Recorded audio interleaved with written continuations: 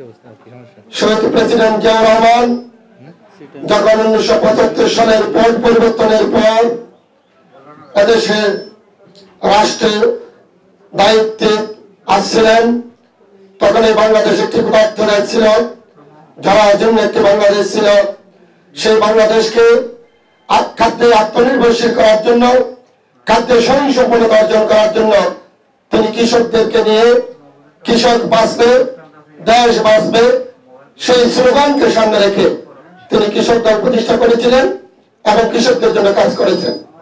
সেই ধারাবাহিকতায় তৎকালীন সময়ে তিনি বাংলাদেশের সমস্ত এলাকায় খাল খননের মাধ্যমে সেচ ব্যবস্থা প্রণয়ন করেছিলেন।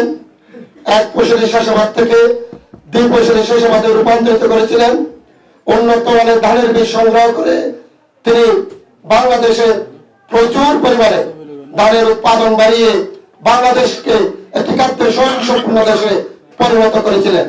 তিনি উন্নত মানের বীজ বিদেশ থেকে আমদানি করেছেন এবং বীজ গবেষণা ইনস্টিটিউট তিনি তৈরি করেছিলেন। বাংলাদেশের খাদ্যের ঘাটতি পূরণের জন্য শুষ্ক মৌসুমে তিনি সেচ ব্যবস্থা প্রণয়ন করেছিলেন। পরবর্তী সময়ে বেগম খালেদা জিয়ার আমলে বাংলাদেশের কৃষকদের জন্য কৃষি কার্ড প্রণয়ন করেছিলেন, কৃষকদের জন্য ঋণের ব্যবস্থা করেছিলেন, কৃষকদের জন্য ধান বীজ কীটনাশক বিনা পয়সায় তিনি এদেশের কৃষকদের মাঝে বিতরণ করেছেন।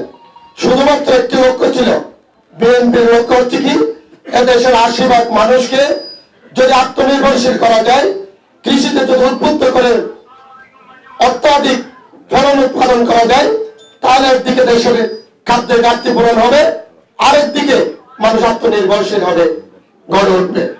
সেই ধারাবাহিকতায় আমরা পেকুয়া উপজেলা কৃষক দল আমাদের প্রিয় নেতা সালাউদ্দিন আমাদের দিক নির্দেশনায় পেকুয়া উপজেলার প্রতিটি ইউনিয়নে আমরা বিনামূল্যে উন্নত মানের ধানের বীজ বিতরণ কর্মসূচি হাতে নিয়েছি।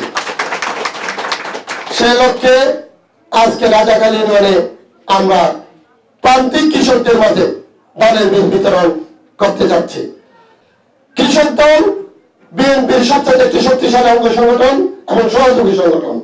সেই হিসাবে বাংলাদেশের প্রতিটি এলাকার কৃষকদের মাঝে কৃষক দল কৃষকদের সাথে ওতপ্রোতভাবে জড়িয়ে তাদের জীবন জীবিকার মান উন্নয়নের জন্য এবং তাদের চাহিদা অনুযায়ী দলকে সুসংগঠিত করার লক্ষ্যে তাদের মনের অবস্থা এবং তাদের কি পরিমাণ কি কি পণ্য দরকার, কিভাবে আত্মনির্ভরশীল করা যায় মানুষকে, সেই দিকে ধাবিত করার জন্য আমরা বিনামূল্যে কৃষি বীজ বিতরণ করতে যাচ্ছি।